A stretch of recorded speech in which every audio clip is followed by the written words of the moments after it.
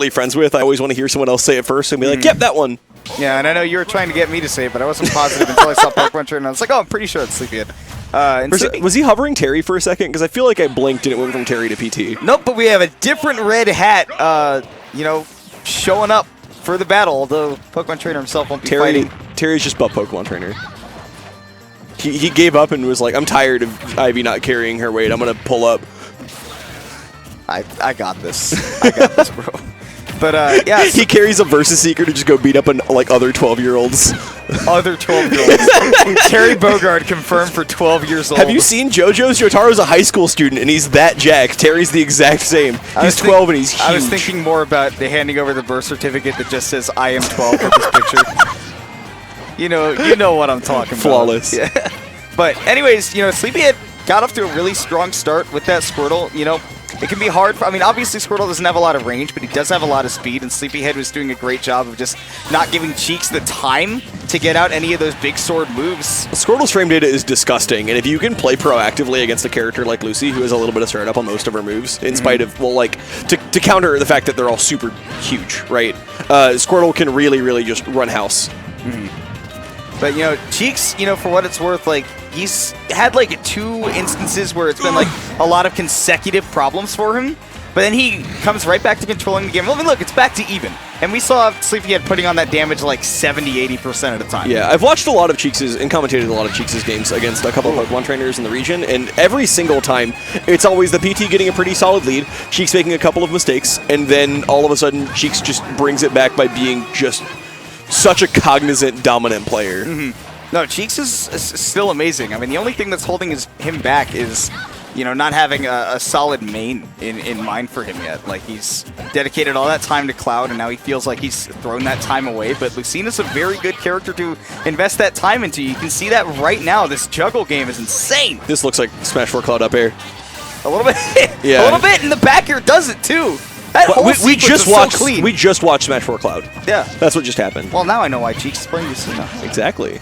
He posted a tweet on Twitter the other day, which was like Cloud mains, handshake, Falcon mains. Let's just play Crom. Yeah, and kind of what we're seeing. Except here, Cheeks has picked an even better character. Correct. Man, and just this Charizard is getting juggled so hard by these up airs. That big hitbox is not doing Sleepyhead any favors. He was getting mollywopped. That was just wow.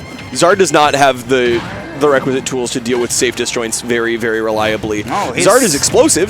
Zard can really steal a lead, but not versus a character that is in the lead like, oh my god!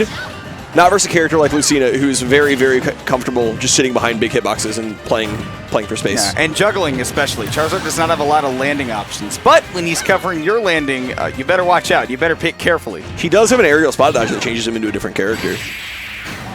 Well, not quite didn't get to exercise it then, though, because that back air is, again, continually so strong. It'll take stocks early. Yeah. On one hand, switching for gives you 20 frames of invulnerability starting frame 1, quite good. On the other hand, switching turns you into Squirtle, who weighs less than paper.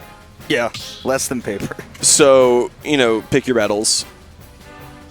And pick your Pokemon wisely. Which, I mean, honestly, I think that's one of the things that, like, it seems like Sleepyhead's pretty comfortable on offense with all of his characters, with all Pokemon Trainers' characters and tools, but it's the defense and getting out of those sticky situations that ends up being that ends up kind of hurting him a little bit. Oh, absolutely. Because you saw, like, at the beginning of that game 1, when he was up, you know, 80% with the Squirtle, he seemed like he was doing fine, and then Cheeks put him into the air once and didn't let him down until the game was even. Yeah.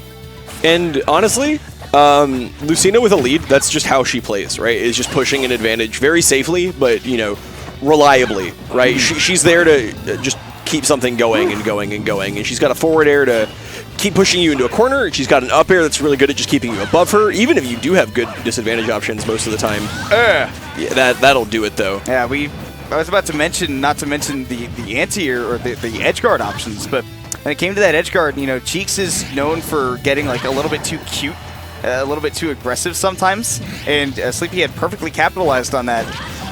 Still, these forward smash is not going to do it. I mean, that one was stale. The other one was because it's no rage against Charizard. Yeah. Ooh, that tail I think Z-axised away from the Showbreaker, which was so close. It's a nice, you know, back throw to forward air. I mean, Charizard's back throw is his combo throw, which is really funny. He just has like no ending line. I think it's the only character in the game with a back throw combo throw. I would argue that Sheik in some cases would. But Sure. I don't actually know enough about Sheik to confirm that. Yeah, that's fair. Okay, Dancing Blade still not going to do it. I love that he timed it like he was going for a Marth Tipper on it. That also guarantees it, because you want to make sure that you get Charizard's long neck in the sword. That makes sense. Nice turnaround to land with that back air. That was a really nice landing from Sleepyhead, but he got a little bit too antsy to punish Cheeks there. I really like Cheeks' his insistence on just waiting, right? Like, so many players are like, I want to push a button here. Cheeks is very, very content just standing in front of you if you're just going to be afraid of him. Yeah. That's one of the things that we've said about Cheeks before, that many people have, is that Cheeks, above all else, is menacing. He's a scary guy to play against. He's absolutely menacing. Back air to get the Ivysaur off stage. This set up for a kill last time for Cheeks, that he got that back throw, or the back air off the stage. He's looking for a cross-up that didn't come. Now you see trying to okay, back to the Charizard, which is interesting because normally people will wait until the ledge trap is over to switch from the Ivy to the Charizard. But it seems like Sleepyhead's very comfortable ledge trapping with Charizard. I guess Flamethrower is real good at just keeping someone in the zone that you want them to be at when you're playing Charizard, which is immediately in front of you off stage. And it can outrange, Lucina's sword, which is always helpful. Yeah, for sure. Still got to get around that sword when you're off stage. Flamethrower is not really viable there. It's a good attempt. I think that Sleepyhead may have wanted a short hop to get out of Cheeks' range. Charizard's heavy. Charizard's a beefy boy. Okay, parry into jab. I think he was looking for a setup, but the rage may have taken that out from him. That was an interesting little setup from Cheeks.